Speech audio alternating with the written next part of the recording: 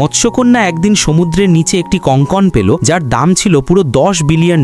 সে সেটা পরে আনন্দে জলে সাঁতার কাটছিল। হঠাৎ এক বিশাল সুনামি এসে গেল। লহরের জোরে সে তীরে এসে আছড়ে পড়ল এবং অজ্ঞান হয়ে গেল। চোখ খুলে দেখে তার মাছের লেজটা বদলে গেছে, হয়ে গেছে মানুষের পা। সে আবার পানিতে ঝাঁপ দিতেই লেজটা আগের মতো ফিরে এলো। ঠিক তখনই এক লোক, জ্যাক, তীরে চলে এলো। মৎস্যকন্যা ভয়ে পেয়ে পানির নিচে লুকিয়ে গেল। তারপর চুপি চুপি এক ভিলার ভিতরে ঢুকে পড়লো কিছু কাপড় চুরির জন্য। জ্যাক যখন ঘরে ফিরল, দেখে পুরো ঘর এলোমেলো। বেডরুম থেকে শব্দ আসছে। সে দরজা খুলে দেখে মেঝেতে পড়ে আছে এক জোড়া পা। জ্যাক সরাতেই দেখে সেখানে লুকিয়ে আছে সেই মৎস্যকন্যা। সে চোর ভেবে ধরতে গেলে মৎস্যকন্যা তাকে লাথি মেরে ফেলে দিল। সুযোগ বুঝে মৎস্যকন্যা দৌড়ে পালাতে লাগলো সমুদ্রের দিকে, কিন্তু জ্যাক তাকে ধরে ফেললো, দড়ি দিয়ে বেঁধে রাখলো। প্রমাণ হিসেবে সে একটা ছবি তুললো আর পুলিশে পাঠিয়ে দিল। কিন্তু যখন ছবি দেখলো, সেখানে দেখা গেল মৎস্যকন্যার হাতে এক অমূল্য কঙ্কন। মৎস্যকন্যাকে পুলিশ স্টেশনে আনা হলো, কিন্তু সে মানুষের ভাষা বুঝতেই পারছিল না। পুলিশ রেগে গিয়ে জেরা করতে লাগলো। হঠাৎ মৎস্যকন্যা রেগে গিয়ে এক ঘুষি মারলো। সে মেঝে থেকে একটা বন্দুক তুলে নিল, আর পুলিশেরা ভয়ে মাটিতে পড়ে আত্মসমর্পণ করলো। কিন্তু আসলে বন্দুক চালাতে সে জানতোই না। ঠিক তখনই জ্যাক পুলিশ স্টেশনে এসে উপস্থিত হলো। সে লাইটার জ্বালালো আর জাদুর মতো পুলিশদের হিপনোটাইজ করে দিল। সবাই মন্ত্রমুগ্ধ হয়ে গেল, আর জ্যাক মৎস্যকন্যাকে নিজের স্ত্রী হিসেবে গ্রহণ করলো। পুলিশেরা মাপ চাইলো, লোহার দরজা খুলে তাকে মুক্ত করে দিল, আর আশীর্বাদও দিল যেন তারা সুখে থাকে। কঙ্কন ফিরে পাওয়ার জন্য